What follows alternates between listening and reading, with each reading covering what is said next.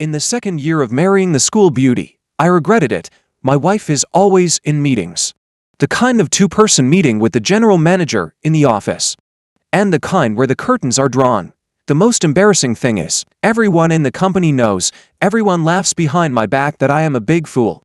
Finally, I signed the divorce papers, took out my phone and called a number I hadn't contacted for a long time. Tell the old man, I want to go home. Not too long. Countless luxury cars came face to face, like a lawn dragon. My wife was called into the office by the general manager for a meeting, and she also pulled down the window blinds. There was a lot of discussion in the company's small group. What kind of meeting can only be held by two people? Those who understand will understand. With Willow's enchanting face, any man would be moved. Okay, everyone stop teasing. What's wrong with saying a few words? Anyway, the big fool is not in the group. He is in the group. Colleagues glanced at me one after another, some sympathized, but more laughed. I was very upset.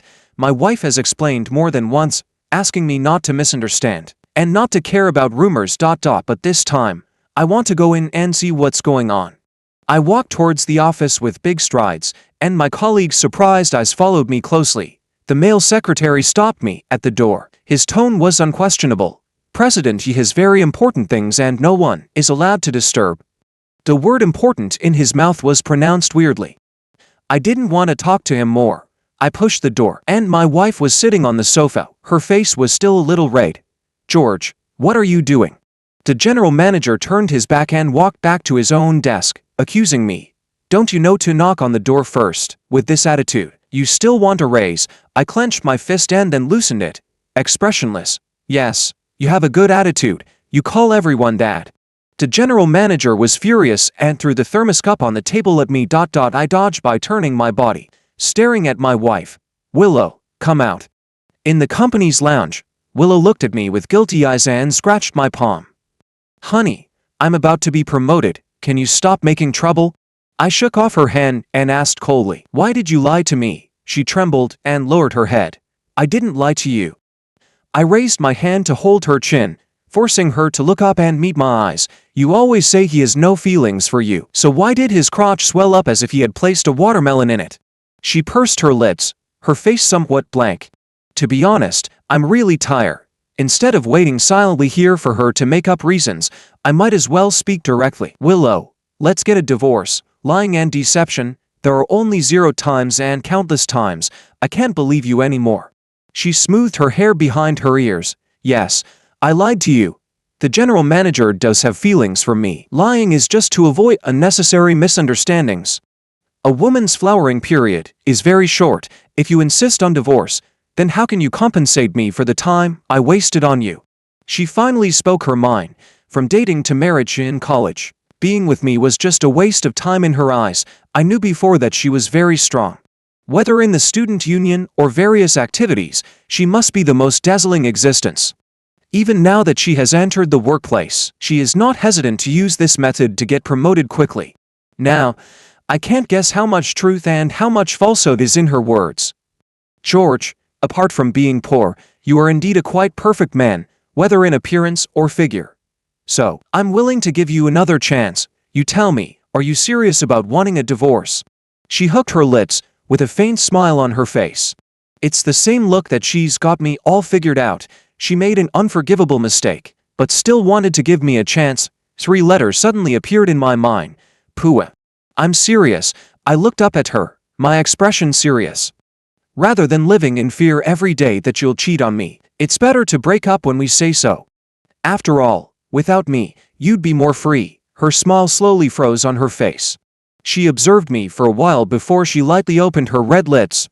George, you don't have to be so narrow-minded. I shook my head speechlessly, insisting on getting a divorce certificate today. The general manager pushed open the door of the lounge, walked in with his head held high. Willow, divorce him. He's always so arrogant. I'll talk to HR, and you can take the director's position, and we'll go celebrate with champagne tonight. His eyes became brighter as he looked at Willow, and he naturally put his arm around her shoulder. If he doesn't cherish you, there are plenty of men who do. Don't be afraid. I'll support you. And she didn't dodge, but nodded gratefully. I really laughed out of anger. She suddenly became so strange.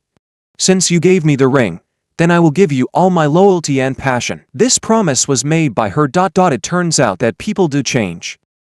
Looking at the general manager's provocative eyes. Although I had already decided to divorce, my possessiveness began to act up. Willow, as long as you slap him and resign to leave with me, I'll pretend that today's events never happened. I looked at her expectantly. As long as she's willing, I'll let bygones be bygones. And it's almost our 3rd year of marriage. The agreed deadline is almost up, so I could also her home. The general manager seemed to have heard some big joke, laughing so hard that he bent over. Willow frowned, a hint of disgust in her eyes. George, why can't you grow up? Do you know the market value of this company? Do you know how much my annual salary starts at when I become a director? Forget it. Let's divorce. Your vision is too short-sighted. We are not from the same world. Hearing her words, my heart cooled by half. The general manager clapped his hands in agreement and said with a smile, "Let's go. I'll take the 2 old people to the Civil Affairs Bureau." I grabbed Willow's wrist and pulled her over. The general manager directly moved his hands, pushing me against the wall. "You little fool, try touching her again." I grabbed his collar, tightened my grip, and he was instantly pressed against the wall by me. As long as we're not divorced, she's still my wife. Why can't I touch her? And you? I call you President out of respect. Without respect, what are you yelling at me here? Willow looked terrified, rushed up worriedly, and ordered me to let go. "George, let go. If you dare hurt him, you're done for life." Of course, I know what Willow meant. He was able to become a general manager at a young age, but his family has some background. But his face, I just hate it more and more the more I look at it. What should I do? I took out a pen from my pocket. He struggled, and I kneed him in the lower body. He screamed in pain, bent over and cursed me. "George, you stupid young man, dare to hit me. Do you know who my father is?" I popped the pen cap off with my thumb, wrote "dog" on the left side of his face, and "shit" on the right. I wrote heavily, and little drops of blood popped out on his fair and tender face, and he screamed even louder. Willow finally panicked, calling for help without regard for her image. Colleagues quickly rushed in and pulled me aside. "Oh my God, Mr. Yi, are you okay? Quick, quick, wet a tissue with water. Here, make way. I'll move the chair over for Mr. Yi to sit." Everyone's flattering appearance made the scene a bit ridiculous.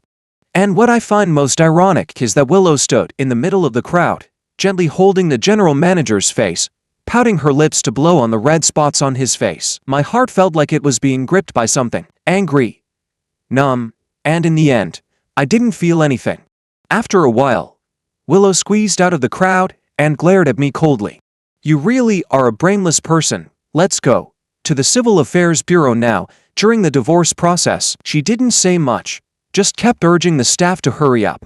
After getting the certificate, she immediately took a photo and posted it on her Moments of WeChat. As if she had breathed a sigh of relief, suddenly looked up at me and said, "George, believe it or not, I have never regretted marrying you. That after all, we are not on the same path." She hurriedly took a taxi and left. I opened my phone. She had posted a photo of the divorce certificate, without any caption, but there were quite a few people in the circle congratulating her, saying things like the goddess has been reborn. Especially her younger brother, who sent 3 thumbs up. "Sister, it's really great. You finally divorced that useless thing, George." I suddenly felt like a fool. I started to reminisce about the past. Willow and I were clearly in love at first. Why did we end up like this? We got married as soon as we found jobs after graduating from university. Living in a small house was so warm, sweetly cuddling each other every night. She liked to plan our future, talking about how much money we needed to earn, and how she wanted to give me a cute baby. I really wanted to tell her that as long as she waited for 3 years, the best things in the world would be hers if she asked for them. But I had sworn an oath, I couldn't say it. At this moment, I closed the WeChat, opened the contact number that I hadn't contacted for a long time, and dialed it. "Uncle Sue, I'm divorced. Tell the old man, I want to go home." There was silence on the other end, and the voice became respectful and serious. "Okay, young Master George, I'll send someone to pick you up after I verify it." After being with Willow in college, I carefully tried to discuss marriage with my father. He was so angry that he smashed an antique worth 800,000 and stood up and slapped me twice. "Fool! What's your status? Is she worthy of you? Not to mention anything else, I'd sworn brotherhood with old man you, drank blood wine, and vowed to become in-laws in this life. If you mess this up, do I still need this old face? You can just play around, find a celebrity, find an internet celebrity, give a breakup fee, I don't care, but you can't be serious. I spat out a mouthful of blood, clenched my fist and told him firmly, no, I want to marry her. He frowned, looking out the window, and sighed deeply. My heart jumped, thinking he had compromised. Unexpectedly, he turned around and slapped me twice again. Rebel, you rebel. I can tell what kind of person she is at a glance. If you don't have money or power, with her looks, how could you possibly be with her? I nodded firmly again. Time will tell the truth. In the end, there was the 3-year agreement between my father and me. To take off the status of young Master Wan, and not take a penny. Be an ordinary person, busy with 3 meals a day. As long as the salary is paid, I work like crazy. He won't use his power to interfere with me, and I won't ask him for help when I'm in trouble. As long as they are still in love after 3 years of marriage with Willow, he will accept her as his daughter-in-law. It's almost 3 years. At first, I noticed something was wrong between her and the general manager. The general manager in the chat history was like a fox in heat. Every sentence had a hidden meaning. She swore to me that it was definitely not what I thought. For this, she even said that the general manager likes men. Only then did I believe her. To apologize to her, I even spent all my saved salary, bought her a starter Hermes. She received the gift, but her smile was forced. I thought she was upset about me spending money. Later I found out that she was hiding a more expensive bag in her car. I went home and packed up my things and threw them all into the garbage can downstairs along with the keys. On the side of the road, several luxury cars sped by, the harsh friction sound ringing in my ears. Did Uncle Sue come so fast? Isn't it still a few hours away from the capital? Several sturdy strangers got out of the car. The one in the lead chewed gum, glanced at his phone, and then at me. This is the kid Mr. Yi is looking for. Take him away. On the top floor of the building, the music was blasting, and the neon lights were cutting through my vision. On the sofa by the pool, the general manager was sitting with his legs crossed, one hand on Willow's thigh, and the other holding a cigarette, and Willow tilts her head, her smile very rippling. I was pushed to their front by a few strong men, looking a bit embarrassed. The general manager leisurely took a puff of his cigarette and slowly said, Makoto, never hold grudges overnight. I'm afraid it will affect my sleep. Willow put down her wine glass. Her gaze fell on me with an unclear meaning. She was wearing the latest high-end velvet gown, one shoulder, her facial features dazzlingly exquisite. You're in a good mood. Ex-wife, you even put on such beautiful makeup. No one expected that I would directly ignore Makoto's words. She was slightly stunned and quickly avoided my eyes, but Makoto was even more angry. He stood up and pointed at the mountain of wine glasses on the table.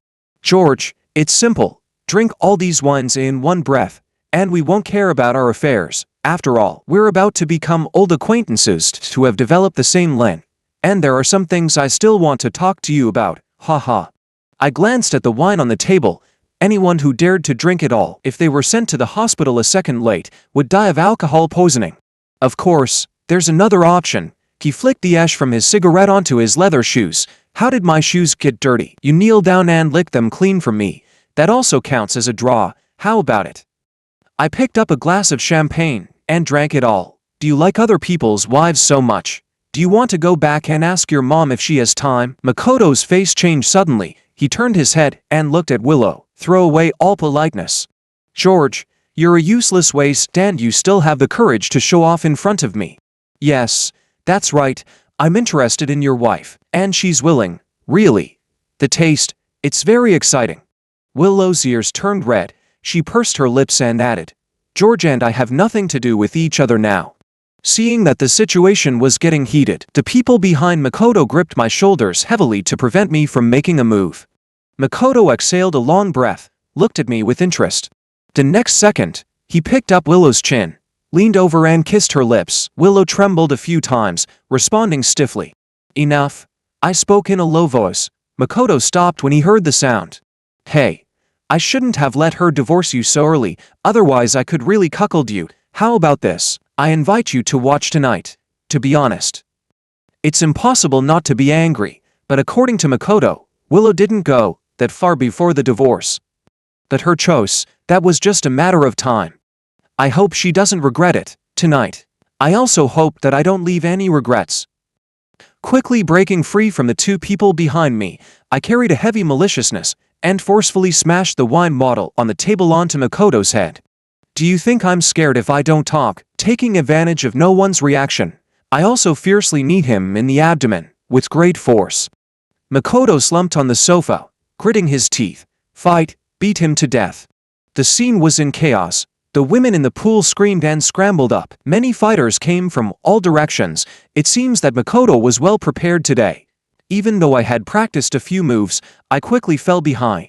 After taking a few punches, I turned around and targeted Makoto again. He, who was originally watching the show, was startled and cursed. A bunch of waste. Catch him quickly. I originally wanted to hold Makoto hostage and retreat. Willow quietly moved a step forward to block him. George, stop it. I stop.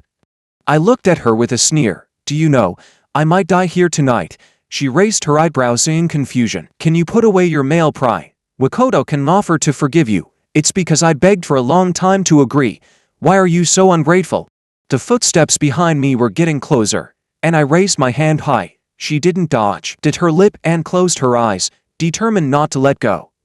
I immediately slapped her in the face, directly slapping her on the ground and rolling 3 times. Just as I was about to continue kicking this bitch, something exploded above my head, and there was a roar in my ears. The next second, I was kicked into the swimming pool. After swallowing a few mouthfuls of water, I swam to the shore, which was already full of fighters. Makoto was helped to the front, and he spit into the pool. Waste him. Pay 10 times the money. If anything happens, I'll take the blame. George, I want you to count the days until death in a wheelchair for the rest of your life. There were a few splashes, and someone jumped down. Splashing water everywhere, I endured the pain and climbed up from the other side of the pool. Looking behind me, I ran in the opposite direction. Suddenly, I bumped into a soft chest. You're really in a mess. It was a woman. I was wet all over, and I even got some of her clothes wet. She stepped back in disgust, then sighed helplessly. The next second, she took my hand and ran towards the exit of the rooftop. Several bodyguards over 1.90 meters were covering our retreat. After running down to floors, she let go of my hand and murmured, "What did I say? You should be careful when you go out. Hire more bodyguards. Look at you. Now you're beaten like a fool." I awkwardly touched my head. "Thanks for today." She pressed the elevator button, her eyes sparkling, with a playful smile. "No need to say thank you. Who are we to each other?" This made me feel a bit embarrassed. The pretty woman in front of me who looks naive is called Anna. We've known each other since we were kids. We're childhood sweethearts. Her dad and my dad swore to become in-laws, insisting that we have a child to combine the advantages of both families. But she's always been like a monkey since she was a kid. She loves to bully and beat me, and the key is that I can't beat her. Later I went to college, and she was sent abroad. When we met again, the two families were discussing engagement, and even spent hundreds of thousands to find a good day. But I already had Willow at that time, and my dad was so angry that he kicked me out of the house. Anna didn't say anything after she found out. She just chased me with a tongue knife for 3 streets. In the end, she wrote on me. Couldn't bring herself to do it. Instead, she took out a check and signed a blessing red envelope of 1 million for me, telling me to roll. At that time, I swore that as soon as Willow and I earned money with our own hands, I would personally pay back this money. Meeting her here now, and in such a mess, I clenched my toes, wishing I could find a hole to crawl into. She blinked her big eyes, thoughtfully thought for a while and said, "You owe me such a big favor today. What's the use of just saying thank you? Do something practical. Pay back the money." She smiled, pulled out a tissue and pen from her pink bag, pressed it against the wall and started writing an IOU. I was speechless. If it weren't for her, I don't know how miserable I would be today. It seems like I wrote an extra 0. I'm not very good at math. Just consider it as a tip. Sign it. I took the tissue. The beautiful black regular script was a bit blurred. It clearly wrote 10 million. I laughed and said, "Your interest is too high. Where is the tip more than the principal?" But I still signed it and gave it to her. She smiled satisfactorily, showing a pair of cute dimples, and pointed to the elevator door.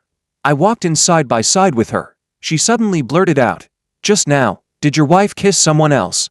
The numbers in the elevator were jumping, and I was embarrassed and didn't know what to do. I lowered my head and hummed, adding, "Not a wife, we are already divorced." Oh, her voice is soft, and she dragged a very long ending. I rubbed my forehead, directly looked up at her blushing face. "Anna, if you want to laugh, just laugh." Who knew? Her expression changed. She frowned and gently touched my head. Her tone was distressed. "I know you're very sad," abandoning the young master's position to fight for an answer. "Unfortunately, the investment in feelings does not result in results just because of sincerity. George, you can cry if you want to." I was stunned, and my heart was a bit bitter, but her tone became playful again. "Am I right? Cuckold." I was instantly infuriated. This woman, she's here to make fun of me. The elevator reached the first floor. I walked out quickly, and she followed with a smile. Walking to the side of the road, she beeped her bright yellow sports car. "Do you want me to drive you? For free?" The car lights shone on her wet white short sleeves, somewhat revealing the contours. I turned my face. "No need." She quickly reacted, jumped up into the car, and honked at me twice. "All right then, I'll go first. Remember to pay me when you get home." My eyes fell on her blushing ear roots, and I thought she might have come specifically for me this time. So I directly asked her. She pursed her lips and explained lightly, "What are you dreaming about? I came with my boyfriend. He's shooting a movie here. He's a big star, super handsome." I waved my hand, turned around and took a taxi to the hotel. I called Uncle Sue. "There's a guy named Makoto. Take over his company as quickly as possible, and check his background and relationships." "I will do something."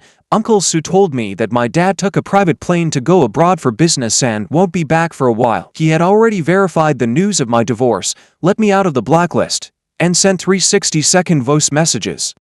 I didn't dare to listen. I clicked to convert the text. As expected, he scolded me so much that I felt utterly humiliated. The general idea was that I was a born fool. While other kids were thriving these years, I was having a mental breakdown every day, suggesting that I should go abroad to see a neurologist, specialized in love brain. He sighed deeply and lifted the restrictions on me. Finally, he said something that made me feel both sad and helpless. "Son, your father doesn't want you to be so useful, but rather to live a safe life." The next day I woke up from the soft bed in the hotel, always feeling like it was a dream. When the dream was over, that person was forever left in the dream. Uncle Sue informed me that the matter was settled. I stretched my muscles and bones and returned to the company. This time, I didn't walk into the main gate with the mentality of working. The colleagues who were typing loudly on the keyboard looked up and saw me coming in. One by one they stood up. "George, you dare to come back? Hurry up and pack your things and leave." "Yes. Yes. Yes. You are so shameless. Get out." They each spoke louder than the last, hoping that Makoto in the office could hear their voices and get a good impression. I smiled faintly and walked to the office door. Makoto was frantically on the phone. "Are you sick? I invested 100 million in a company. You want me to transfer it for 5 million as an apology?" "No. At least tell me who I offended." "What? People from the capital circle? I've never been there. I really didn't cause any trouble, I can swear." Willow thoughtfully brought him a cup of coffee, but he was busy answering the phone and pushed it away carelessly. Coffee and the broken cup spilled all over the floor. She slowly squatted down, only then noticing me standing at the door. "Why don't you just kneel down to pick it up?" She stood up with a complex look in her eyes. "I'll give you a sum of money. Don't make trouble here." At this time, Makoto glanced at me, nodded and bowed in a hurry to hang up the phone, and walked towards me with splayed steps, wanting to hit me. "Little thin man, I was just looking for you. It's hilarious, you delivered yourself." I rolled up my sleeves, and he was so scared that he shrank his neck and didn't dare to drop his fist. The colleagues outside kept their eyes on the office, wishing they could stick their ears to the door. I took a few steps, sat in Makoto's boss chair, and fiddled with the flint wheel of the lighter. "The chair is indeed very comfortable. Willow, is this what you want?" I looked up and found that Willow had been looking at Makoto. Her eyes were full of humiliation. After all, she was originally another man's wife who provided excitement for Makoto, and now that they were divorced, in Makoto's eyes, she was just a toy that he was somewhat tired of playing with. Makoto's face didn't look very good. He picked up his phone and started to call people. Suddenly, many people poured into the company, all in black suits, both men and women. The secretary, a woman with a queen-like demeanor, was leading the group. She stopped in front of Makoto with a contract. Sign. Makoto clenched his teeth, tremblingly took out his pen, and quickly wrote his name. The secretary nodded in satisfaction, walked up to me, slightly bent over and handed it to me with both hands. Master George, the transfer contract is ready. Please review it. Makoto stood up abruptly, pointed at me, and asked the secretary, "What the hell is this? You call this skinny guy Master George? Are your eyes okay? Beauty." The beautiful secretary rolled her eyes, ignored him, and continued to speak to me. "Master George, Boss Manuel is hosting a dinner tonight and would like to invite you to dinner to apologize." Makoto jumped 3 feet high. "Are you joking? My dad invites him to dinner. Which drama crew are you from?" Willow seemed to feel very embarrassed. She poked my shoulder. "As a couple, you don't have to regain your dignity in this way. You have to live in the future." I signed and closed the contract. "All right, replace everything in the company with new ones, and tear down this office." The beautiful secretary nodded obediently and said, "Okay, I'll go and do it now." Makoto came over and wanted to find someone to drive me out, but his phone suddenly rang. His dad called him. In less than a minute, Makoto hung up the phone. Looking at me with shocked eyes, he pushed Willow in front of me. His tone softened. "No. Brother George, you're pretending to be a pig to eat a tiger. If you had said your identity earlier, I wouldn't dare to compete with you for a woman. Is it too late for me to apologize now? This cheap woman is not worth 95 million.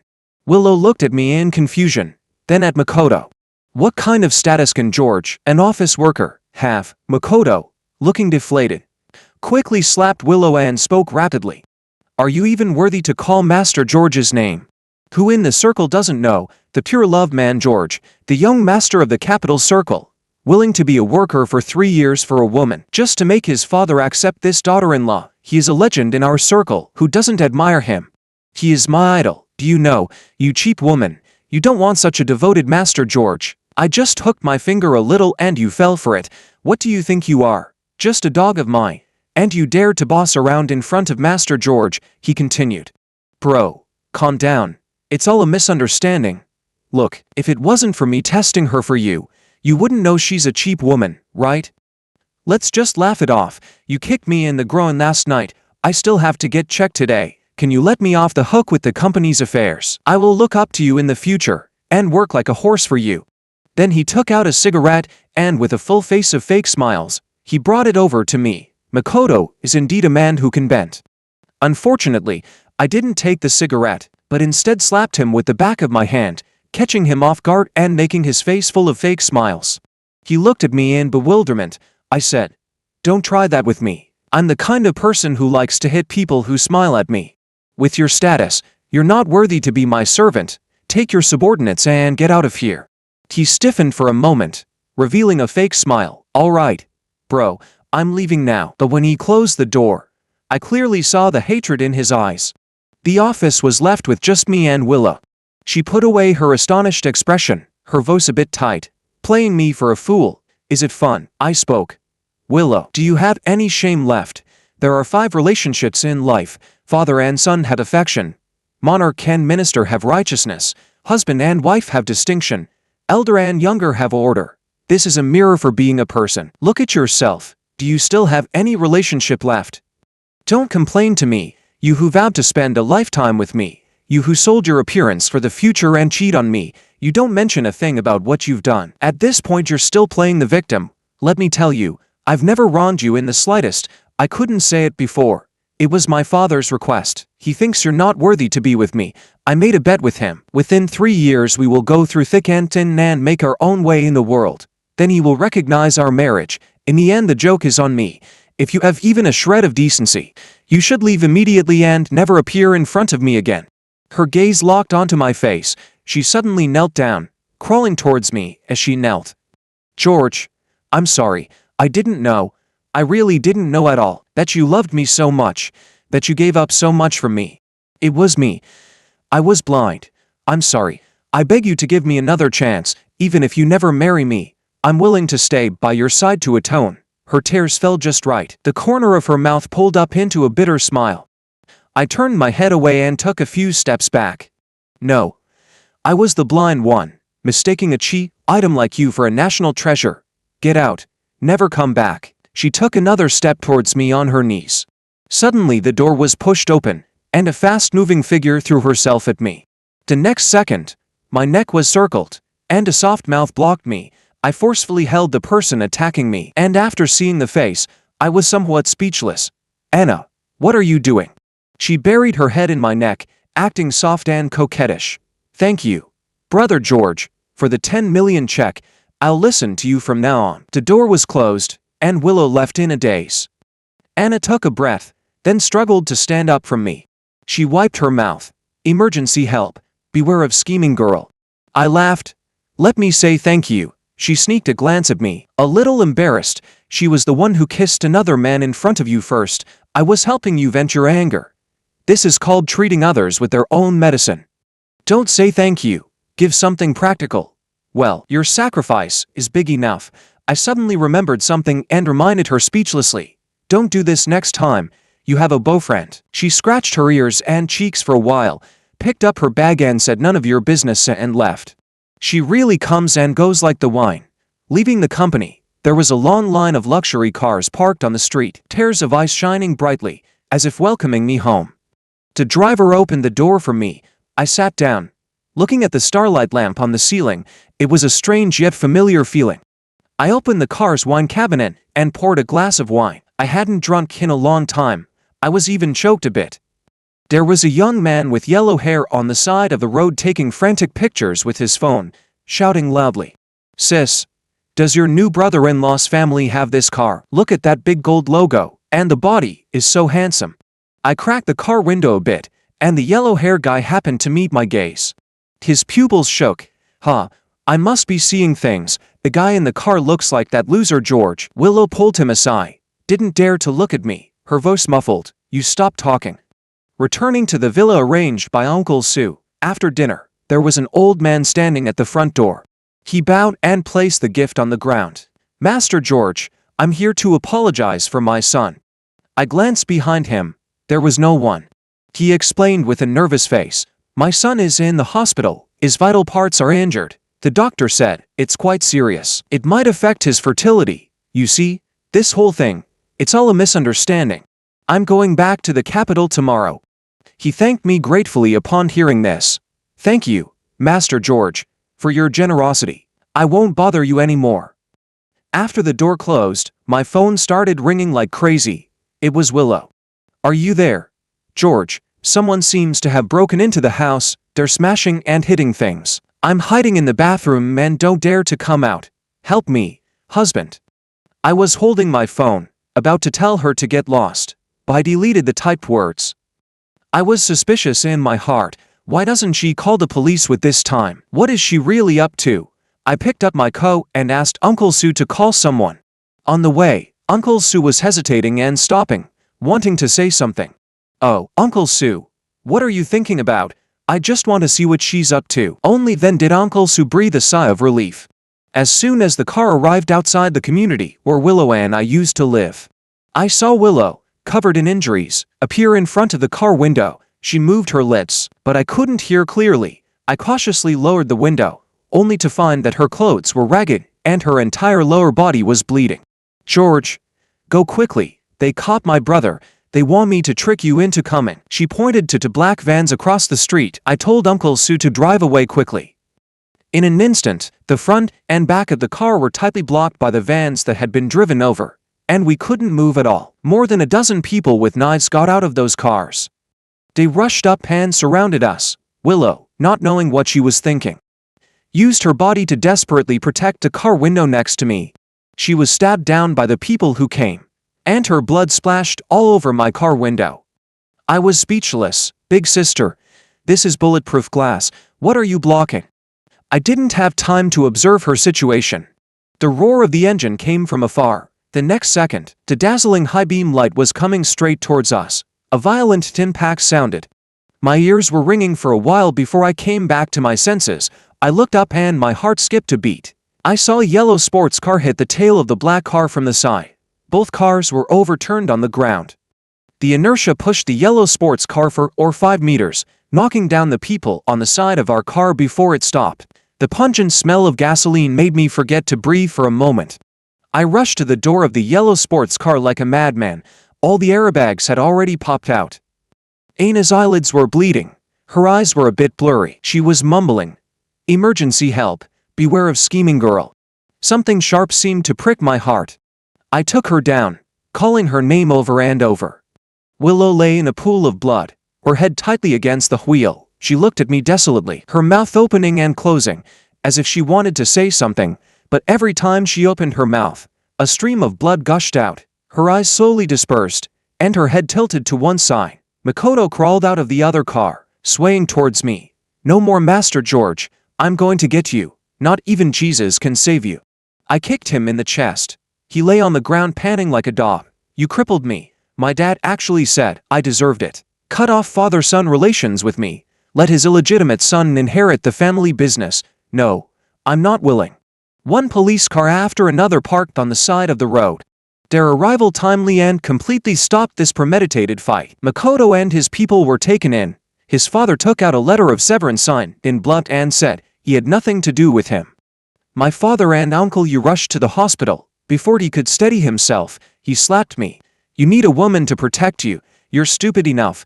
I'm going to send you back to school." Uncle Yu stopped my about to explode father. It took a long time to calm him down. He came over to me and gave me a heavier slap. "You little bastard, you're really a mess. How are you going to compensate my daughter?" Anna stood at the door and shouted Dad discontentedly. I quickly walked over to her to check her injuries. She pressed her temple lightly. "It's okay, it's just a skin injury. I upgraded the safety system of my car, but I really lost out taking your 10 million interest. Should I sign another one for you?" Her cheeks puffed up slightly, her beautiful eyes squinting. "Oh, my head hurts. Help me to bed quickly." I carefully supported her shoulders and walked inside. After calling the doctor to check again and confirming that she was okay, I finally breathed a sigh of relief. Outside the ward door, my father made it clear, "Willow didn't make it. Do you want to see her one last time?" I shook my head and didn't answer. He hit the back of my head. "Speak, I'm talking to you. What are you thinking about?" Anna was injured. Her boyfriend should come and see her no matter how busy he is. I shook my head. "That guy is no good. I have to persuade her." My father's face was extremely ugly. His nostrils were gasping for air. He raised his hand and wanted to hit me again. "Fool. Forget it. I won't scold you. Where does she have a boyfriend?" "As soon as you got married, she went abroad for further study. She just came back not long ago and got the news of your divorce from Uncle Sue. She drove for 5 hours to find you. Are you not ashamed? You're beaten like a pig after a long absence." "No. You're just a blind pig." "No, that's not right. Then what am I?" Before my father could finish, I pushed the door and entered the war. She looked up blankly, raised the apple in her hand. "What's wrong? Cuckold, why are your eyes red?" I walked up a few steps, bent over and hugged her. Her body stiffened, and she laughed softly. "Hey, hugging doesn't help. You have to pay. Pay. All to you." I didn't let go, holding her even tighter. Her voice became lighter and lighter, and she pinched my waist with one hand. "That's not enough. You like to work so much. Work for me as well. 3 years, no, 6 years." I nodded desperately. The two old men standing at the door did not avoid their gazes. Their faces were wearing smiles. In fact, these slaps were not wrong at all. I once missed a ray of light, and I have to chase the sun for the rest of my life.